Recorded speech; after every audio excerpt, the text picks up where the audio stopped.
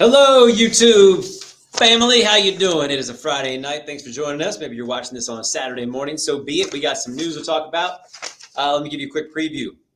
There is a standoff that happened yesterday. Ended up with a woman being shot. We now have details about allegedly why that happened and a history of run-ins with police that we have some details on as well. We're going to get to that with Maxine Rose in just a moment. As for the Allentown fire and stabbing, these are two stories combined into one. I want to tell you the details about that. A CO2 leak has killed someone. So I want to tell you about that. That was in Bucks County, a model who died there. TikTok, is it going to be banned? Is it not? Now the former and soon-to-be president, Donald Trump, is now chiming in on that. And then we want to get into your weather, kind of a roller coaster ride happening there. Let's start with that standoff. I want to get to Maxine Rose on this. We're getting new details about this now. This happens in Dauphin County. It ended up with a shooting yesterday. You've been all over this thing. Where do you want to start when kind of catching people up on what happened and then what we learned today? Yeah, so what we've learned today is that police were called to the scene after allegedly the woman's boyfriend had been walking around the neighborhood and kind of had been harassing some people. So then they arrived. When they arrived, she had called the state police office and said, "The trooper that's here, I'm about to send a warning shot to them." And shortly after, she had. And then it was a few hours later, she then allegedly shot through her window and hit the Bearcat truck that the state troopers were in. And in response, then the state troopers shot back and she was then struck. Yeah. This is Samantha Atherholt. Yes. And right. Yeah. So where is she tonight? So tonight she's in the hospital because she was hit. But she is expected to be transferred to Dauphin County Prison. And that's when she'll be charged. What kind of charges do you think she's facing at this point? Well, at this point, there are no charges specific to this because she's in the hospital. So she's kind of, I guess, in a sense, awaiting those charges. But we do know that there are previous charges because she's had previous legal issues, assaults. It looks like she's had run-ins with police before, right? Yeah. So we know that in the past she's been charged with assault of a police officer, resisting arrest, and that was for an incident that happened in October of this year. Yeah. Okay. Yeah. All right. So a lot of people wanted to get an update on that because, you hear about the shooting yesterday. You want to know if it's justified. And that's what it's been ruled at so far about the DA. All right. Yeah. You've been all over the place today, Maxine. Did you get a mega ball lottery ticket? I did not, actually. The one that we went to first, that one, their machine was broken, unfortunately. I know.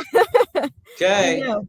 Unlucky. But we're definitely seeing people come in and out of gas stations as we're driving through. So People are getting them for sure.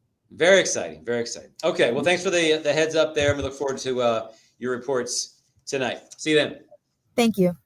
All right. Let's get to the next story here. We go to Allentown for this one. A row home fire, 700 block of Cedar Street, and it spread to 6 neighboring homes. This was last night. 60-year-old Santos Mota Ramirez of Allentown been charged, facing 9 charges. So you see all the flames here. It's a pretty big fire. You're thinking we're talking about charges for arson or something like that. No.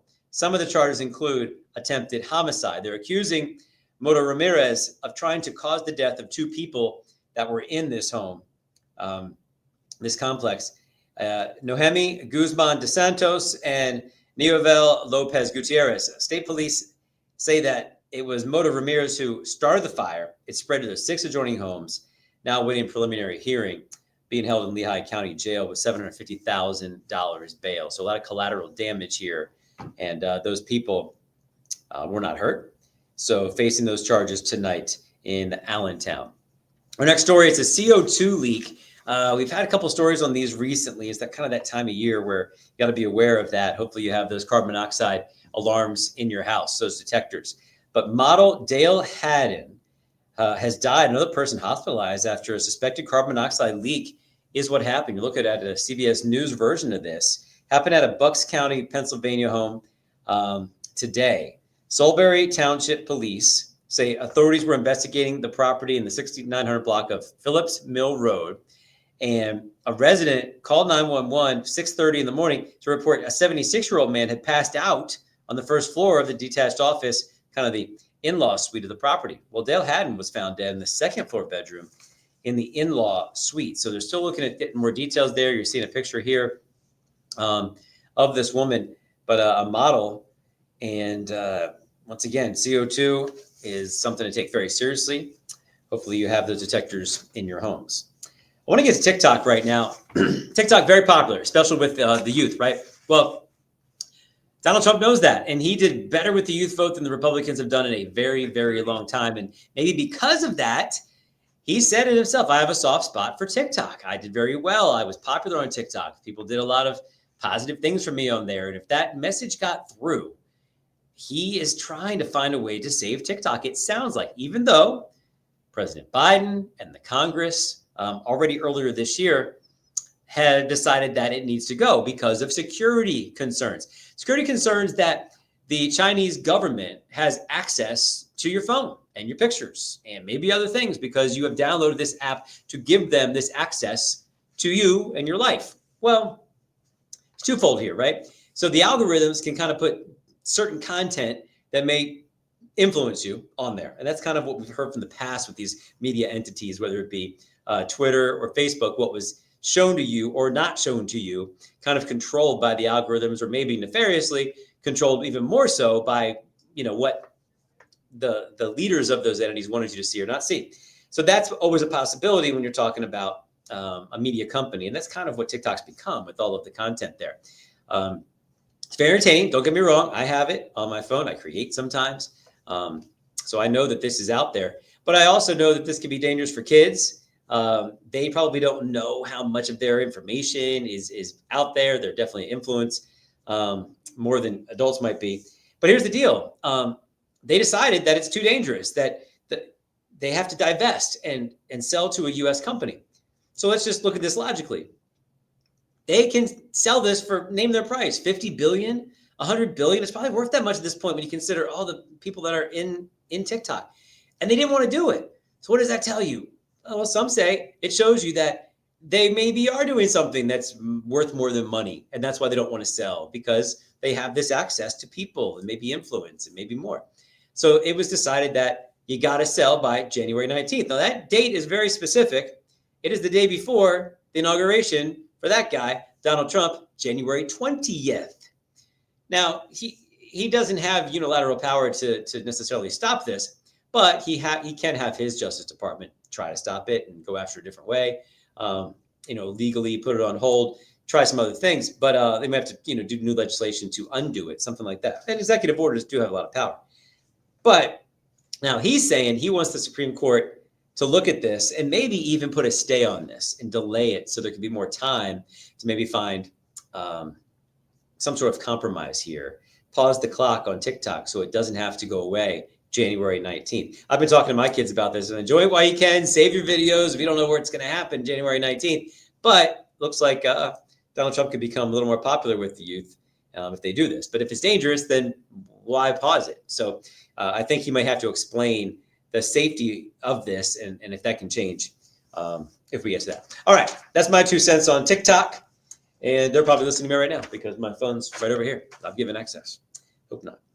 Hope you're listening to this. And if you always have your notifications on, you subscribe, and you'll be able to see these as soon as they become available. And this is what you want to hear next, because Tom Russell's standing by. Let's bring him on in here, getting ready for the big weekend. Thanks for playing pickleball with me earlier today, big guy. Thanks for beating the crap out of me. I appreciate that. We were teammates for this. I did win the first one, but then we were teammates and we did pretty well together. He's a rookie. He's only played like 5 times in his life. I've been playing for 2 years. He's doing great. Coach me up, Is it pickleball weather coming up here with the temperatures changing? Well, yeah, you've been talking about having me stuck indoors to play pickleball. So, yeah, it does warm up. The problem is going to be a little bit wet. So we're looking at a wet weekend, but I want to emphasize it's not raining the whole time. So the first wave of rain comes in overnight, and we'll see some showers kind of the first half of tomorrow. Then we get a break in the afternoon, even the evening, and then another wave of rain on Sunday. But look how warm we are, Chilty, by Sunday, 60 degrees. That's pickleball weather, right? So if you get a little break, you can get out there and do that. I think the heaviest rain is going to be Sunday night into Monday. We could be talking about thunderstorms. I know, it's crazy. It's December. December's been so cold. It's ironic that the last weekend and the last part of the month, we're actually warming things up. So it's pretty mild into New Year's Eve. Yes, it does look like we have some showers for New Year's Eve celebrations. That's kind of a pain. After that, it gets cold, very cold for the first half of January. So I hope you're ready for that. But in the meantime, we've got to get through a wet but mild weekend. So if you're looking up at the ball drop or something else dropping, you'll also be getting raindrops with the ball dropping. Right? Yeah, I don't think it's a washout, but yeah, you got to be ready to get a little wet. Okay, cool. Well, pickleball weather, by the way, it's more so wind. It's really hard to play if it's too windy. That's true. That's true. Yeah. So cold, you get moving around in the 40s, wouldn't be too bad. Right. All right, my friend, have a good weekend. You too. See you, buddy. All right, everybody. Thanks for watching. This is your YouTube report, also known as CBS 21 Next on YouTube. And that's about 11 minutes of awesome. I hope you enjoy it and tell your friends about it as well. We'll see you next time, and gotta get ready for the news.